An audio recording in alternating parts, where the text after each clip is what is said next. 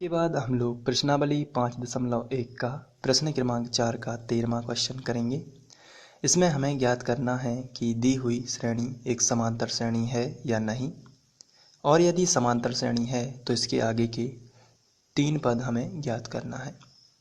तो आइए सबसे पहले हम लिखेंगे दी हुई श्रेणी। तो यहाँ पर हमें श्रेणी दी गई है। इसमें जो पहला जो पद होता है इसे हम प्रथम पद बोलते हैं।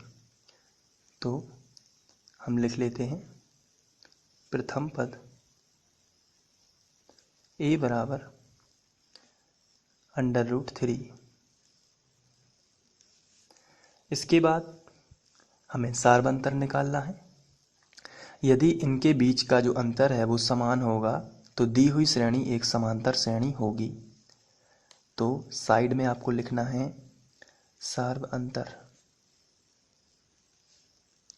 और इसमें हम d1 d2 और d3 निकालते आ रहे हैं पहले से ही। तो d1 निकालेंगे सबसे पहले। d1 का मतलब होता है दूसरे नंबर और पहले नंबर के पद के बीच का अंतर। तो इसमें से ये घटाना है तो अंतर पता चल जाएगा। दूसरे नंबर का पद है √6 और घटाना है पहले नंबर का पद यानी √3। तो इसको हम 6 के गुणनखंड निकाल के देख लेते हैं, क्या इसके गुणनखंड निकलते हैं या नहीं। इसके लिए हम रफ पेपर का यूज कर लेंगे। 6 के यदि देखें 2 तिया 6, 3 एकम 3, ना तो इसकी जोड़ी बनती है और ना इसकी जोड़ी, इसलिए √6 भीतर ही रहेगा। तो हम इसको इसी तरीके से लिखेंगे। अब d2 निकाल लेते हैं। d2 जो है वो है तीसरे नंबर के पद में से दूसरे नंबर का पद घटाना। तो तीसरे नंबर का पद है √9 माइनस करना है √6। तो यहाँ पर आप देख रहे हैं √9 को तो हम 3 लिख सकते हैं, क्योंकि 3 का जो वर्ग है वो 9 होता है। तो 9 का वर्गमूल 3 होगा, और इसको हम कुछ भी नहीं लिख सकते, ये ज्यों का त्यों ही रहेगा। तो यहाँ पर d1 जो है वो d2 के बराबर नहीं हो रहा है, इसलिए जो श्रेणी हमें दी गई है यह एक समांतर श्रेणी नहीं है। तो समांतर श्रेणी ये नहीं है, इस तरीके से आपको लिख देना है। जब ये समांतर श्रेणी नहीं है तो इसके आगे के पद भी हम ज्ञात नहीं कर सकते हैं। इसके बाद हम लोग नेक्स्ट क्वेश्चन ले लेते हैं। तो हमें दिया गया है 14वां क्वेश्चन, 1 का वर्ग, 3 का वर्ग, 5 का वर्ग, 7 का वर्ग और सो ऑन। तो सबसे पहले हम लिखेंगे दी हुई श्रेणी। तो ये हमें श्रेणी दी गई है, इसको हम और अच्छे से लिख सकते हैं। 1 का वर्ग 1 ही होता है, 3 का वर्ग 9 होता है, 5 का वर्ग 25 होता है और 7 का वर्ग 49 होता है। इसको आप इस तरीके से भी लिख सकते हैं। अब यहाँ पर आपको देखना है प्रथम पद है 1,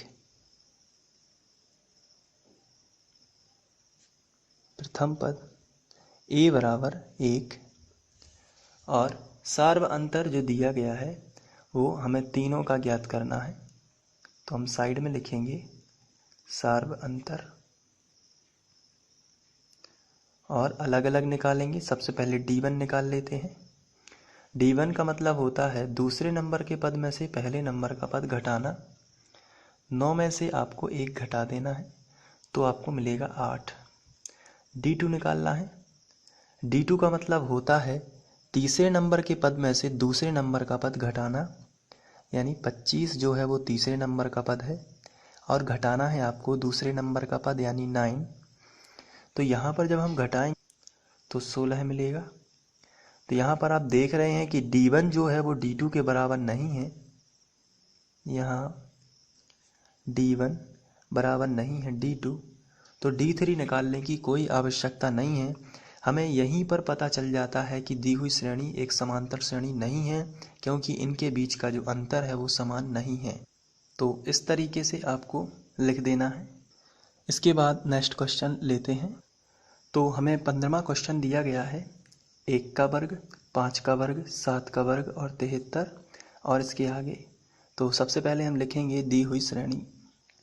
तो ये हमें श्रेणी दी गई है, इसको हम और अच्छे से लिख सकते हैं। 1 का वर्ग 1 ही होता है, 5 का वर्ग 25 होता है, 7 का वर्ग 49 होता है और ये 73 ज्यों का त्यों और इसके आगे। तो यहाँ पर जो पहले नंबर का पद है इसे हम प्रथम पद कहते हैं। तो प्रथम पद जो है वो आएगा a बराबर 1 और सार्व अंतर निकाल लेंगे। तो सार्व अंतर आता है अलग अलग। सबसे पहले हम D1 निकालेंगे क्योंकि हमें पता करना है कि यह एक समांतर श्रेणी है या नहीं। तो हमें सभी पदों के बीच का अंतर देखना है। यदि समान है तो यह एक समांतर श्रेणी है और यदि समान नहीं है तो यह एक समांतर श्रेणी नहीं है। तो सबसे पहले D1 निकालते हैं। D1 कैसे आता है? दूसरे नंबर के पद में से पहले नंबर का पद घटाना, यानी दूसरे नंबर का पद है 25, इसमें से घटाना है पहले नंबर का पद यानी 1, तो 25 में से 1 जाएगा तो आएगा 24। इसके बाद हम D2 निकाल लेते हैं। तो D2 जो है वो आएगा तीसरे नंबर के पद में से दूसरे नंबर का पद घटाना, यानी 49 में से 25 घटाना। तो यहाँ पर हम घटा देते हैं तो ये भी 24 ही आएगा। यदि आप घटाएंगे तो 24 मिलेगा। अब D3 निकाल लेते हैं। तो D3 का मतलब होता है चौथे नंबर के पद में से तीसरे नंबर का पद घटाना, यानी 73 में से आपको 49 जो है वो घटा देना है। तो यहाँ पर आप देख रहे हैं कि यहाँ पर भी आपको 24 ही मिलेगा, आप घटा सकते हैं। तो D1 का मान भी 24 है, D2 का मान भी 24 है और D3 का मान भी 24 है। तो यहाँ पर जो है D1 जो है वो बराबर है D2 के, जो कि बराबर है D3 के। अतः दी हुई श्रेणी एक समांतर श्रेणी है। तो ये समांतर श्रेणी है तो हम इसके आगे के पद ज्ञात सकते हैं। पांचवा पद ज्ञात कर लेते हैं। पांचवा पद ये होता है a + 4d और यहाँ पर जो a का मान है वो आप क्वेश्चन में देख सकते हैं 1 ही है, तो यहाँ पर 1 रख देना है +4 और d का मान 24 है तो आपको 24 रख देना है। तो 1 + 4 का गुणा कर देना है, 4 चौके 16, 16 की 6, हासिल आ जाएगी 1, 4 दूनी 8 और 1 9 और 96 और 1 हो जाएंगे 97। इसके बाद हम छठवां पद देख लेते हैं।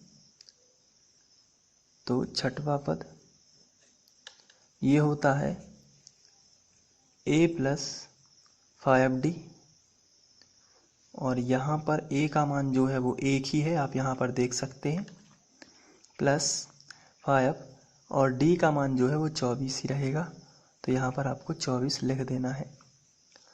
तो आएगा 1 + 5 चौके 20 का 0, हासिल आ जाएगी 2, 5 दूनी 10 और 2 12 है, 120 और 1 जुड़ेगा तो 121 आ जाएगा।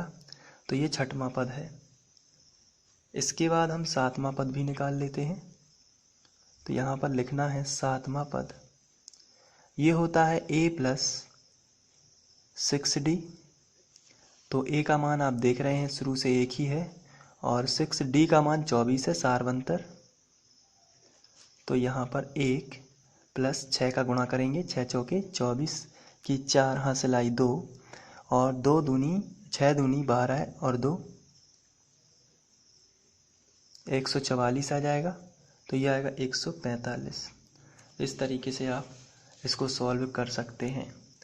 तो आशा करता हूँ कि ये 15 क्वेश्चन आपको समझ में आ चुके होंगे और इन सभी 15 क्वेश्चन के छोटे छोटे वीडियो आपकी प्लेलिस्ट पर उपलब्ध हैं, ताकि आपको कोई भी क्वेश्चन, जो क्वेश्चन समझना है केवल पर्टिकुलर, आप वही देखें और कम समय में समझ सकें और बोरियत महसूस ना करें। इसलिए वीडियो को छोटा बनाया जाता है ताकि आप बोरियत महसूस ना करें और क्रमानुसार प्लेलिस्ट पर आपको सभी वीडियोस उपलब्ध होंगे। और कोई भी आपको टेंशन होती है तो आप हमें प्लेलिस्ट में कमेंट कर दिए या कुछ भी बता सकते हैं। Thank you for watching.